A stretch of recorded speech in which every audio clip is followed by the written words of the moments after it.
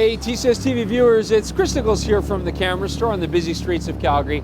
And as you can see by this gorgeous camera in my hands, I am reviewing the Hasselblad X1D today. But, you know, much like the X1D, which is maybe released before it should have been, our video might also be released before it should have been. I mean, the fact is there might be a lot of revisions and changes going on in the future. And that's strange because the fact is we've had the X1D for quite a few months now. And as you're going to see in this video, we're jumping back and forth from location to location because we've been actually really testing the hell out of this camera over many months. Why it's taken us so long is because we got this camera well before the firmware was finalized. Lots of bugs, lots of issues. You camera. But finally, final firmware came out, the X1D starts getting shipped to customers, and you're going to see today, well, have they worked out all those bugs? Have they got all the kinks out? We're going to see, we're going to take the camera out, do some portraits, do some low light. We've got some nice landscape shots from earlier. We're going to put them all together and hopefully have a almost final firmware video for you folks at home. You know, the first thing that people find when they look at the cameras, it's actually quite beautiful. I mean, very stylishly designed, nice aluminum body, and the grip not only looks good, it feels fantastic. I mean, this really is one of the most comfortable grips I've ever held. Places the buttons in a very good position, and it is a very simple interface. You know, the push up, push down mode dial, it's a nice smart way of making sure you don't accidentally change anything. Front and back control dials, I mean, very, very classic. We have a gorgeous screen on here, and we also have a beautiful large bright viewfinder. But you know, on the surface, although this camera looks really, really nice, when you get down to it, you start to see some of the flaws behind all this gorgeous makeup. It's freezing cold. The wind is just blowing right through this alleyway and it's brutal, but the grimace on my face is going to work really well for this next talk about the autofocus. Now, Hasselblad has a 45-point type system. It is contrast detect only, albeit very, very accurate. And you know, frankly, folks, it's a medium format mirrorless camera. I did not expect this thing to really compete with a Sony a6500 or anything like that, but the autofocus is quite quick. It just has some strange implementation issues. First off, in low light situations, pretty slow, and it does have a very large autofocus assist lamp to try to help it out, but everybody at Beers and Cameras, our sort of local Calgary meetup, found it very abusive when I was shining this bright light in their face. On top of that, we've got back button autofocusing. I like that. We can also do focus locks, and you also have on here the handy ability to hold down the autofocus button and then get your choice of where you want to focus. Now, it uses either just the double dial display, which honestly I don't find very, very intuitive, or it does have a touch interface. But for the longest time, and you can maybe see it here at home, I did not even think that this worked, because touching the screen, I only get it to move the autofocusing point maybe 1 out of every 6 times that my finger touches the screen. Perhaps if I leave it there for quite a few seconds. No. So unfortunately, the autofocus, although decent and accurate, is not going to win any speed awards, and the interface to select your points is just brutal. Now, when it comes to these control dials on the camera, I mean, I've mentioned that I do like the position of them, and they feel very positive. They got a nice click, they're exposed well, so you never feel like it's hard to turn. But unfortunately, whenever I'm manipulating controls like aperture, shutter speed, ISO, using these dials, I find that they're very, very jittery. Sometimes you turn the dial and click it, and it doesn't move the shutter or aperture. Other times you'll click it, and it will just kind of shake back and forth and have a seizure between the two, and sometimes it just won't change anything at all. Now, when I was shooting landscapes earlier on out in the mountains, I wasn't so concerned about this because first off, the firmware wasn't final, and secondly, it was landscape. I could take my time, but now that I've got the final firmware and it's still doing this, if I was shooting a street situation or action or events or anything like that, stuff that, you know, this camera's kind of allowing me to do compared to a big heavy H6D, I just don't have the confidence that it's going to go where I want it to go quickly when I need to shoot, and you got to be confident in your gear in that kind of photography. Now, of course, on any mirrorless camera system, the key things are going to be a good EVF and a good LCD, because these are your only optical interfaces to compose and shoot with. Now, the Hasselblad's back LCD, it's not the biggest screen on the planet, but really nice display. I love how they've labeled it. The font is good, easy to see as a heads-up display. And of course, it does have some touchscreen capability to go between menu systems and things like that.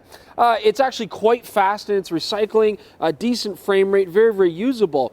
Now, the EVF is 2.36 million dots, and it's very large and very, very well magnified. However, it's got some lag. It needs a faster frame per second boost here. You always feel like you're using a little bit of an older generation EVF here.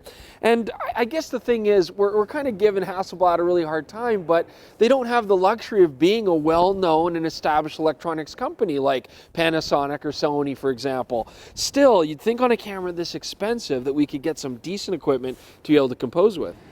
I want to talk to you about the shutter on the X1D because there's some unique stuff here, but first off, every time a new person picks up this camera in the store and tries it, they always get thrown off by the shutter. Let's just listen to it here right now. It almost sounds like every time you take a picture, it's a 1 second or half-second exposure. It's not. That first click is the camera taking the photo. And then it just resets itself after that so that you can shoot again. Now, I will say, although the shutter sounds a little bit funny, it's got some loud noise to it, it's actually incredibly stable. I really like it. I can handle this camera 15th of a second, 30th of a second with a normal lens and get a very sharp picture. And that's really impressive considering how high res that medium format sensor is and how easily it would show motion blur. I should also mention that this is fully a leaf shutter system. Now, no focal plane shutter means it's going to be hard to adapt other glass to this camera. However, that does give us, with the leaf shutter, really high flash sync speeds and again, that nice stability. I also want to talk about this. If you don't want to get those clicks and you want maximum stability, you do have a quiet shutter mode. Now, it does mean though that you're not going to get any sort of live view at all, but when you take a picture, you'll just hear one click. The manual focus is actually one of the more pleasurable things in this camera. I can even autofocus, grab the ring and turn it, and even though it's by wire, it's actually very, very smooth.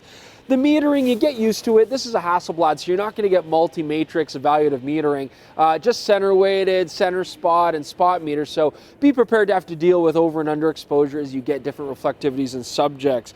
As well, there's no cable release, and that's kind of strange, especially on a camera which I would thought would be really, really good for landscape work. Now, that being said, you do have a really beautiful Wi-Fi interface. It's actually one of the easiest, nicest Wi-Fi interfaces to set up. It works fantastic, and of course I can get live view on my phone. I can trigger the camera wirelessly that way. They can probably do some more app support. The only downside is you have to have either an Apple iPhone or an Apple iPhone, or you have to have an Apple iPhone.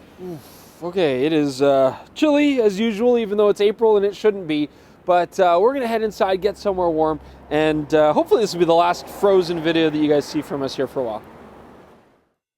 So as you can see, we have now changed locations because it's freezing cold outside, and we're now warming ourselves up here by Jordan's fireplace.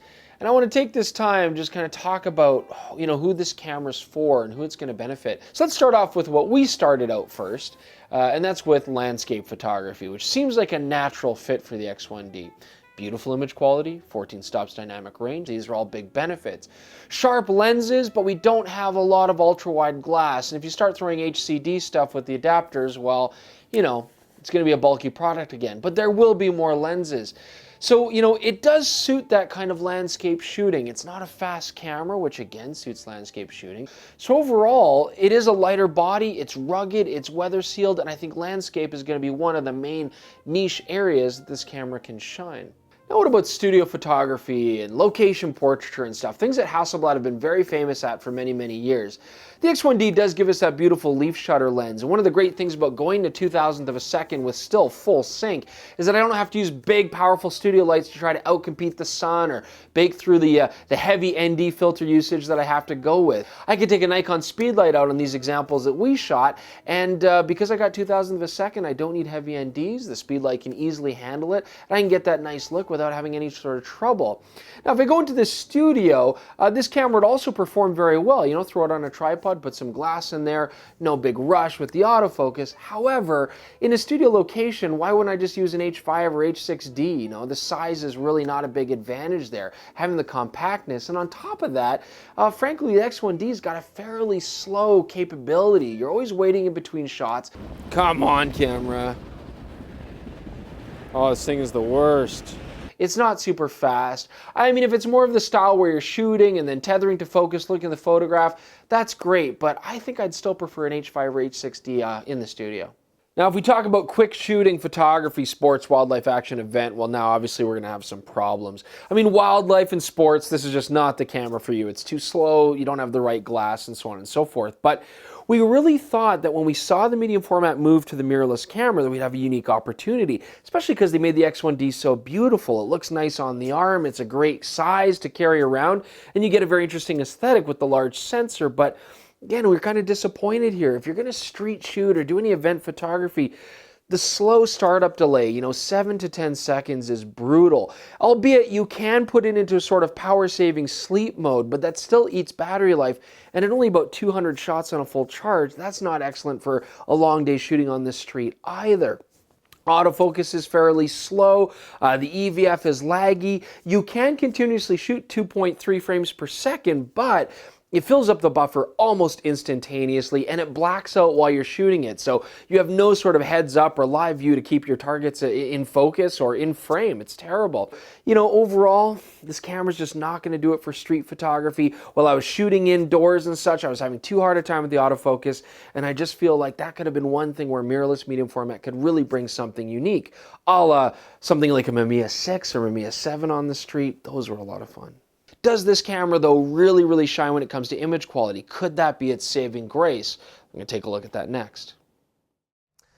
Well, welcome back to the Classroom TCS TV viewers. We're here because we did some prints and I want to look at it here. So first off, I just want to say, these prints that we did, this is the Hasselblad X1D over here, and this is the Sony A7R Mark II, because that is such an amazing sensor as well. And we want to see, is there really that big a benefit going to the bigger sensor? On that note, though, I also want to say, I'm looking at the prints here. I know it doesn't do much for you guys at home, but we can only make certain general observations, okay? A lot of this is going to be other factors like post-production, what software you put it through. The Hasselblad files we put through Focus because that's what they recommend for their camera. The Sony A7R Mark II, of course, is going through ACR. And on top of that, before I get right into it, we also want to thank you to Resolve Photo for printing these out for us. Those guys are great. They always help us out. And I think Jordan and I are going to plan on doing a collaboration where we really look at a lot of the big chip cameras, put them through some more scientific testing, and get a more definitive idea of how these all stack against each other. But I, for my own curiosity, wanted to see what does the X1D do versus the A7R Mark II. Now, first off, looking at the X1D files here, I'm going to say that the color is definitely a nicer, richer, more beautiful saturation, more pleasing saturation. And we've heard that a lot with Hasselblad. Sony, on the other hand, ultra realistic. This is actually what Calgary looks like on an overcast day. And it's not that pretty, but you're just not getting that beautiful color depth. Of course, that can all be tweaked. As far as dynamic range goes, right off the bat, I'm going to say that the Sony actually handled it better in this print. Again, we could recover a lot of stuff from here as well, I'm sure, but we wanted to print these out basically as native as possible.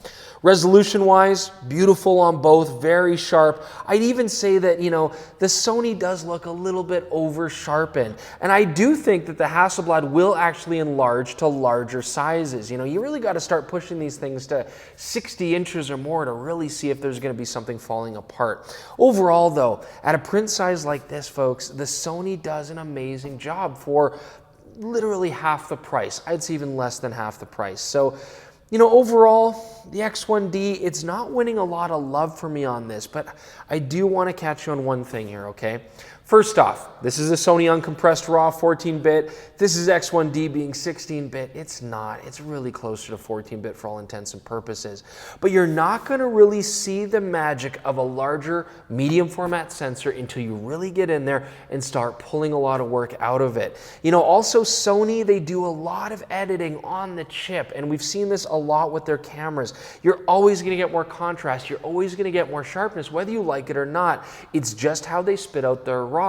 And I'd say that the Hasselblad is far less cooked when it comes out of the camera. So we've got a lot more work that we can do here.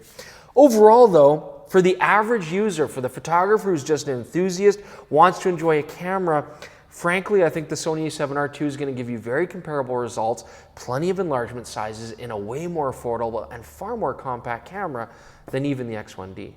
Now keep in mind that image quality is not entirely the responsibility of the sensor either. It also comes down to the optics and the lenses. And the Hasselblad lenses for this camera, well, they're Hasselblad expensive. That's unfortunate. And on top of that, I wasn't very impressed with them optically. They're definitely sharp, but they need to be to handle that 50 megapixel resolution plus whatever other new sensors are coming out. Maybe a 100 megapixel X2D is on its way, who knows. But optically, I was kind of disappointed. I actually shot a photo and threw it up on Instagram as an example, shot wide wide open on the 90, and again, you look at the background out of focus, I didn't find it very pleasing. Big polygonal shaped bokeh balls. And frankly, that means two things. First off, it means we don't have a very round aperture in here in these lenses. The second thing that it means is that even when you shoot wide open, you're not getting the round aperture mount. You're still getting some blades in there. So it really kind of, threw us off for a loop. GFX lenses don't do it. Obviously, Sony lenses don't do it. And so that's something to consider as well. But let me just kind of wrap up here. It's beautiful. It feels good. And I like the very simplistic interface, but we still have so many strange issues. No live histogram, touchscreen is erratic and slow, the dial controls don't turn things properly, and I feel for a premium object like a Hasselblad, it should be a given that all the menus are going to work well, that the controls are going to respond properly, the touchscreen is going to be on point. For you to really love and have confidence in a camera, it's got to have those most basic things. It's got to work well, it's got to do what you want it to do, and it has to respond. Now I am going to get serious here for a moment because I know it sounds like I really hate this camera, and make no mistake, I do hate this camera, but there are some benefits here. Yes, this is an incredibly niche camera, absolutely. And very few people are actually going to benefit or utilize the extra image quality that is inherent in that sensor. That's absolutely true, okay? It's just not necessary for most of us, myself included. However, you do have to remember that you have this pocket-sized camera with a very, very powerful imager inside, and that can be a big benefit for certain people. Location landscape, this is going to be very, very interesting camera. I can see it working for that, and I enjoyed the landscape stuff that I did with this camera. On top of that, portrait work with that, very fast sync speed. You could do some beautiful commercial work here. So some people will enjoy this, but I still stand by the fact that it's just too niche, especially for the price point. And even in that regard, it doesn't handle that well. Overall, folks, I will say that yes, this is an exciting new world. You got the Fuji GFX, you got the Hasselblad X1D, and hopefully maybe more to come. But for me, is a medium format camera like this going to be worthwhile for the money? No, even at the reduced price point, it just doesn't respond well. It's got a lot of bugs, and I just feel that that's inexcusable. I hope you guys enjoy this. Hopefully you agree with me on that as well. Again, don't forget, talk to us on Twitter, reach us out on Instagram, subscribe to our channel, keep watching. We are going to have a good shootout here in the future. We're looking at competing the X1D, the GFX, and maybe some other big cameras, Pentax X45Z. We're going to throw those in. So if you have any suggestions, let us know. That is coming. But for now, on this camera here, I've given it a fair shake, and you have my opinion.